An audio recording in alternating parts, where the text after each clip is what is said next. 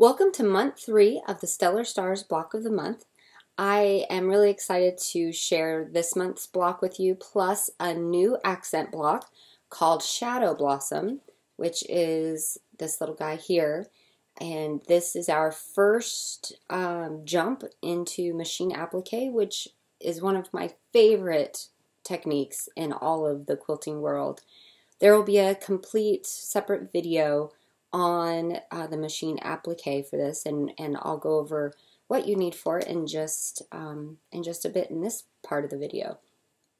So this month, the main block is this one. It is called Fire Flower, and it includes blocks that have snowball corners. So last month in the Friends Forever block, we had a single snowball corner in that block. This month we have 2, and in this month we are going to challenge ourselves and try and get some these points to match up. They're not always going to, but it's nice to learn some tips and tricks that might help for that intersection to come together. We're also going to make a small little flying geese, and the rest of the block are rectangles and squares, and it is really fun to put together. There's a few challenging bits in it, and I think it is going to be one that will really help enhance the skills you've already learned and build a few new ones. The other accent block this month is another Ohio star. You're all getting to be pros at these, so follow along with the other video if you need to. You'll make another one of these with yellow orange number 2, and I'll go over these fabrics in just a second as well. So these are our blocks for month 3, and let's hop on over to the fabric. So if you are in our fabric subscription, the Blast Off Club or the Fabric and Thread Monthly Club, this is what your bundle will look like. It includes 5 different yellow oranges from a lighter, this one here, number 1, to a darker, more vibrant orange to deep orange, and that will be used here in the center. So our flower petals in Fire Flower, the lightest, which is number 1, will be for 2 petals that touch here and on the opposite side as well. And then number 2 will be for the 2 petals that touch here and here. So they're just opposite sides, whether they're top or bottom, it does, or sides, it doesn't matter. They just need to be opposite from each other. And then, as I just mentioned, number 2 is also used for the Ohio star. And then number 1 is used for the petals on the applique. And then the gray that you'll get is also used for the petals on the applique. So let's move on down to the gray and talk about that really quick. In upcoming fabric bundles, you're going to receive some of the grays throughout that you'll use for the flying geese sashings. So this is the 3rd gray. In the upcoming blocks, you'll receive grays 1, 2, 4, 5, 6 mixed into there. So that way you'll start building your gray collection as well. Then of course the background, which is the Art Gallery Snow. So let's hop back here to the yellow orange number 3. That's used for the flying geese sky. Number 4 is used for this rectangle here, and then finally in the middle, our darkest is in the middle. So if you aren't using these fabrics and you're going with your own, it just works from lightest to darkest in the middle. And in the pattern, of course, you'll get the color planning sheet, so that will help you to determine what colors you want to use and where to make the block look exactly the way that you would like it to.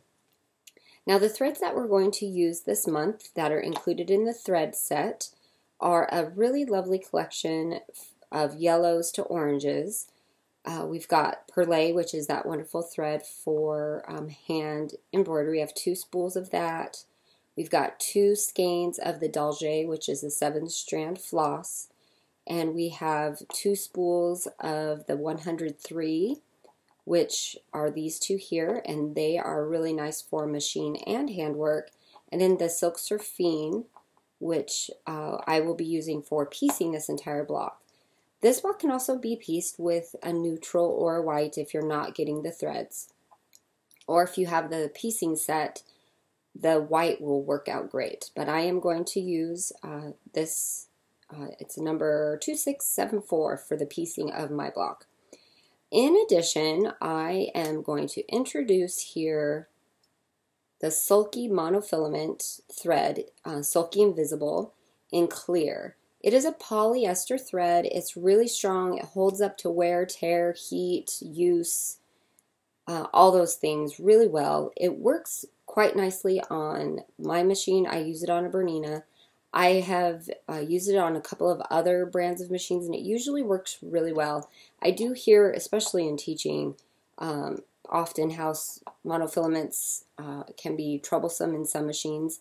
Sometimes that's because you might be using, or the person is using, a rayon. Rayon can kind of get stretchy, especially under the heat of a machine or the wear of use on a machine. So try the polyester. If you don't want to use monofilament, if you are just know or are convinced that your machine doesn't like it, you can color match. So for the applique block, which is where I'm using it here so the stitches are quite invisible, if you want to color match, you can use that Surfine 2674 and the gray that comes in your the piecing set for the Stellar Stars block. You can also color match with a really fine polyester thread like Wonderfill's Deco Bob or Invisifill. Deco Bob is an 80 weight polyester and Invisifill is a 100 weight polyester, and both of those are lovely threads to use for machine applique, especially with this technique. So you do have other options. I am going to show the polyester and monofilament for the applique video. The other tools you'll need, of course, are your washable Elmer school glue with the fine tip, washable Elmer school glue stick. We'll be using that for the applique. Optional tool is the Block Lock Flying Geese, the 1x2 finished, because that's the size of this cute little guy. You don't have to use it, but it really does help a lot with trimming that up. If you are using a regular ruler, I will show how to true it up with that as well. And then, of course, we'll be using the Fons and Porter ruler. For this, we'll be cutting out the geese and the sky portions of the flying geese. And then your regular old ruler for cutting rectangles and squares.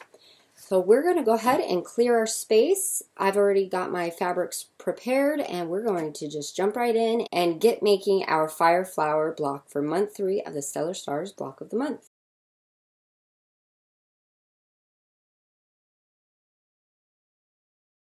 Well, this month's fabrics come together to create this really lovely, vibrant, fun fire flower. This block is a combination of lots of different elements of blocks that I've liked, my whole quilting life. There's not a specific block that this was designed from. When I was working on this block and trying to figure out some elements that I wanted to include, I was looking through a quilt encyclopedia and was inspired by a block in there that is actually listed as unnamed. So I used a few elements of that specific block, plus flying geese, snowball blocks. Those are also readily used in the quilting world, and being able to use them in fun new ways is always a great way to use them and create a fun design. So we're going to get started with our fabrics. I've already cut out all of my strips. You'll follow along with your pattern. Just like in previous months, there's check marks in the list of all of the cuts you need to make, and there's also the diagram for cutting your background fabrics. Especially with 3 blocks this month, the Ohio Star, the applique block, the Shadow Blossom, and this one, I felt it really important that you saw how I laid it out to get the most use out of that fat quarter of background fabric. So again, real quick to go over on the block, we are going to make snowball blocks here out of the yellowy orange number 1 and number 2. So number 1 is here. I mean, it could just as easily be this direction. There's no right or wrong for it. And number 3 will be used for the sky on the flying geese. Number 4 will be used for these triangles, and number 5 will be used for the center. The gray, as I mentioned, will be used in your applique block. And then, of course, snow for the background. So I've already cut out all of my strips. They're all ready to go.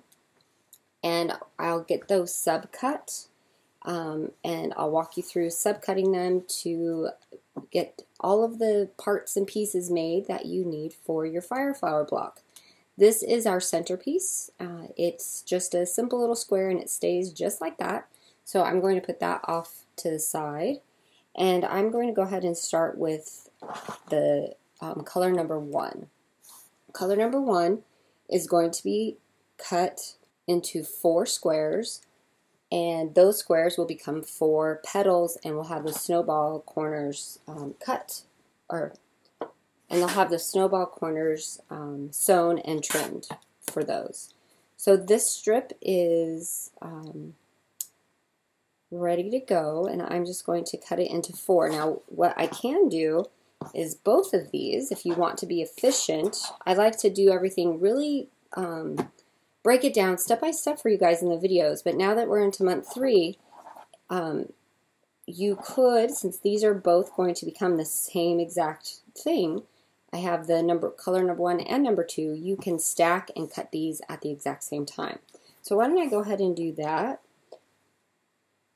And when I am cutting these, just like I have in the past, since these edges are already trued up from cutting previously, I am going to align my trued up edges on a straight line on the ruler.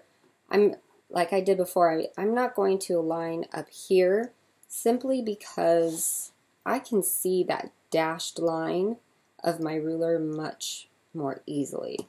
So I'm just going to trim my squares and check your instructions for the exact sizes.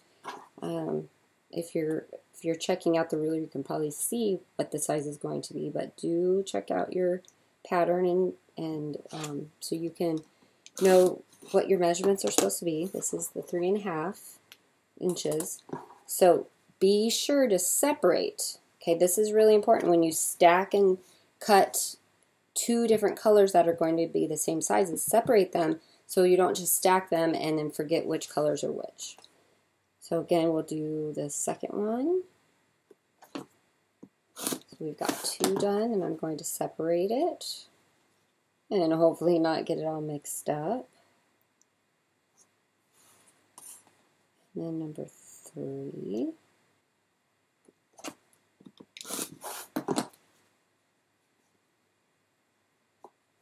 And number 4. You will have some left over, but you know, if anything happens and you need a little extra, you know it's there for you. And last but not least. So we've got those all cut and ready to go. And go ahead and mark them so that you can keep track of which color is which. Especially if they look somewhat similar, it's nice to make sure you know which is which. With the number 3 color, we are going to cut out the sky pieces for our little flying geese. The sky pieces on a flying geese can be cut using the Fons and Porter 1/2 and 1/4 square ruler, because the height of your flying geese, so with ours, it's a 1x2 finish, so 1 height, 2 width finished. That 1 would be the same thing as making a 1-inch finished half square triangle. So we can use that same measurement, 1-inch finished half square triangle. Remember, the finished is without seam allowance. And move right over here, and we see we need a 1.5, there we go, 1.5 inch strip. So we're going to use this part to cut out our sky pieces for our flying geese, and we need 8 of those. Check your pattern list so you can mark off and keep nice and on track with the pattern checklist so that you know which pieces you're cutting and which ones you've gotten done. So I cut that first one, both sides, to true it up. Flip that ruler right over. Line up your top and bottom of your piece and that cut edge over here on the diagonal. And we're going to cut through or cut on the side again. And just like we did in the limelight video, and we're going to keep doing that until we get all of our pieces. So keep rotating that back and forth.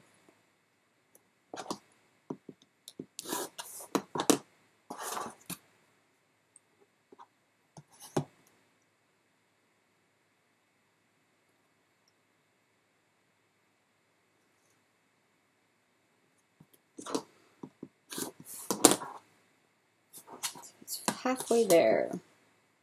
Now you can, if you prefer, fold your strip in half and cut 2 at a time. That would be completely fine. What I am kind of doing here is just walking it through step by step, so you know you've seen me do the entire thing. And if you are getting really good and efficient with your cuts, then yeah, go right ahead and just fold your strip in half, and then you only have to make 4 cuts instead of 8. But I do like you to be able to see me doing it repetitively, so that you can kind of keep track and kind of watch what I'm doing. So if you feel like you're not doing something quite right, you can watch again how I'm doing it. Alright, so let's see how many we've got. 2, 3, 4, 5, 6, 7, and 8. So we're all set with our sky pieces. I'm going to put them with my other stacks, and we're going to cut up next the strips for the geese portion. So I've got my strips here, and we did cut 2 that are the same. The reason is one cut is for the geese portion of our flying geese. Another cut we'll be making with these is the squares to use for the snowball corners on our fire flower blocks. So we're going to start with our geese portions, and we need 4 of those.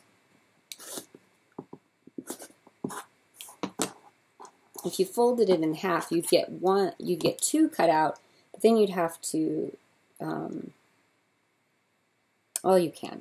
Really, there's no problem with it now. Now that I'm thinking it through, there really isn't a problem with folding it in half and doing it, because the strip would be plenty big for all 4 of them. I was doubting myself because I was thinking the strip for a second wouldn't be big enough.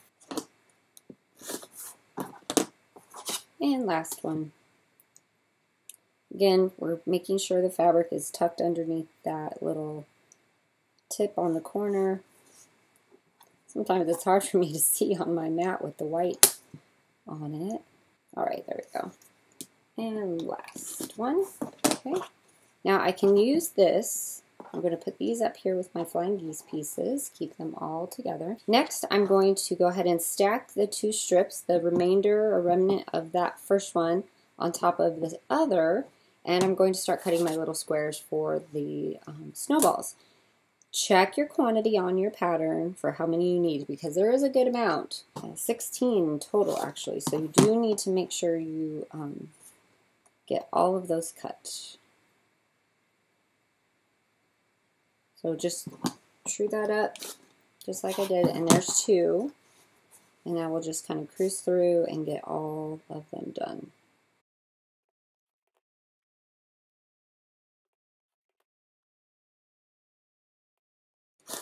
There's 8. Oh, I'm not going to be able to get another one out of that, so that'll be just scrap. And now you can fold this over.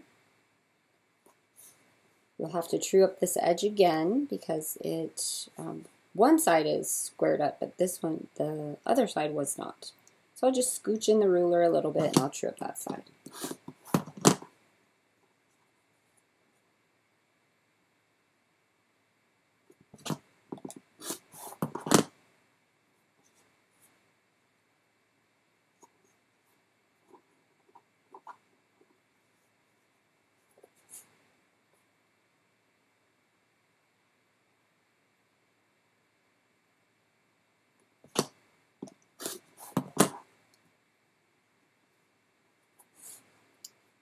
Alright, I had a couple cut from previously, so don't worry, this isn't really the end of your strip. that's just the end of mine because I had cut 2 off before filming. So I do have all 16 of mine, so don't you worry. And you'll end up getting all 16 of yours out of that strip as well. So the last couple of things we need to cut for our background fabrics are the squares that go in the upper corners and the inside corner. So let's take a look at that. We've got these squares up here and these here. So we'll cut those next. So you can fold your strip in half and just have less cuts to make. Makes it a little bit quicker. Just make sure you flip that around to true up the other side. So these will be your smaller squares. So there's 2 and you need 4 of those. Okay, and then the last one, same thing. You'll need 4 of the larger ones as well. Okay, and I'm going to flip that around and true it up.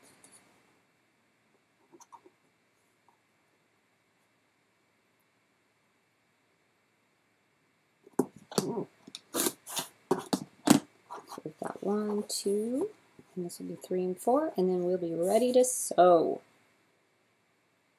This block comes together pretty easily. We're going to start with making the snowball blocks and making the flying geese. So that was 4. I'm going to put those up with my pieces to keep track of everything. So we're going to start by making the snowball blocks here and then go ahead and make the flying geese. Those are the only 2 blocks that you have to sew separately before making the entire block and putting it together. So we'll get that done and then we'll get this block put together really nicely. So for the snowball, you're going to need both of your yellows, yellow 1 and yellow 2, and those tiny little squares that you just cut out. Okay, you'll also need a marking tool, your marking pen. That's good for fabric. I just use a pencil. I really don't use a pen on this part. A pencil works great. And then you'll need a rectangular ruler. So we have to draw, just like we did last month, we need to draw a diagonal line right through the center, because for snowball blocks we sew on or just to the side of that line and trim and then press the corners over in order to get those snowball corners. So as I did in last month's block, I'm going to pull the ruler out just a little bit so the width of my pencil can be compensated. Because if I were just to draw that snowball corner right here, my line would be a little bit off of center because my pencil isn't laser thin. So just pull it over just a tad, just enough to compensate. Actually, that I'm going to pull it over even a little bit more and then draw my line. Now, what you can do, sometimes when I'm feeling pretty fancy, you could put a couple of these under here at the same time and mark them, but that's certainly not required. You can do one at a time, whatever works for you. So we're going to mark all of these and then we'll they'll get put together with the squares.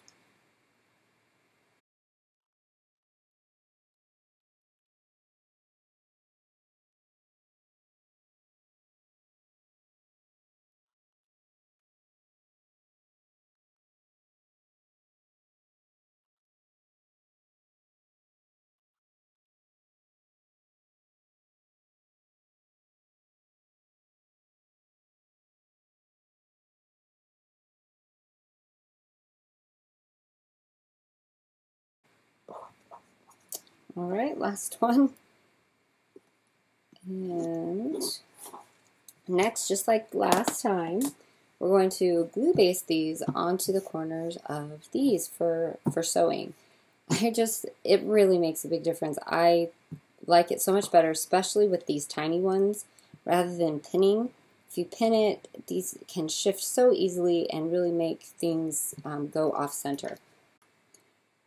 We're going to go ahead and glue baste our snowball corners onto each of our yellow squares. And to do that, you'll just need your washable Elmer school glue with the fine tip. Make sure there's no clogs. And flip one of your corners over. Now, this one will need two. So just like this on opposite corners, on diagonal corners. So place your glue on the inside of this, what would be the seam line. Remember that drawn line is the seam line. So flip it over to what is the right side of the fabric, which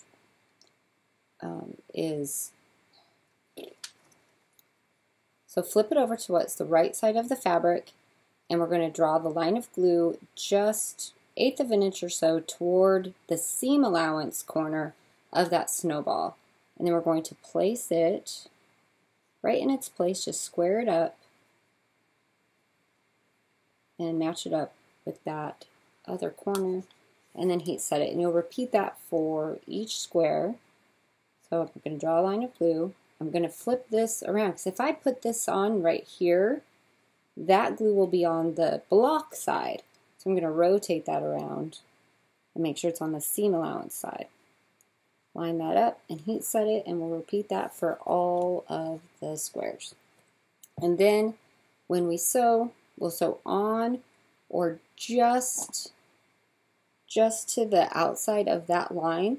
So we have some compensation when we press it and turn it, so it will stay the right size. If we go right on this line or toward the inside of the block side of that line, the corner will be too small and your block won't be the right size. So for the flying geese, we're going to do just like we did in the limelight block, and we're going to put the flying geese together, and they'll be put together just like this. So again, if you're using prints, remember right sides together for everything. So we can only do one sky piece at a time. So draw a line of glue just to at the edge of your flying geese. That glue was just a little bubbly, so I just wiped off a little extra. Align your sky piece. It doesn't matter if you do right or left first. In the instructions, sometimes I say one or the other, but it doesn't matter which is first. Heat set that, and then repeat the same step for all of the flying geese. So I'll show you another. Just that fine line. Align your little sky piece on your geese piece, matching all the raw edges. And then we'll heat set that. And then after we sew and press, we'll do the same thing to the other side. Remember, right sides together. I know I'm flipping and flopping this fabric, but don't worry, the hand dies don't really have a right or a wrong side, just like a solid. So, but do be careful with your prints. Alright, so these are ready to sew. I'll get all of those snowball corner blocks ready to sew, and then we'll press and trim everything and finish up these flying geese, and we'll be ready to get the block piece together.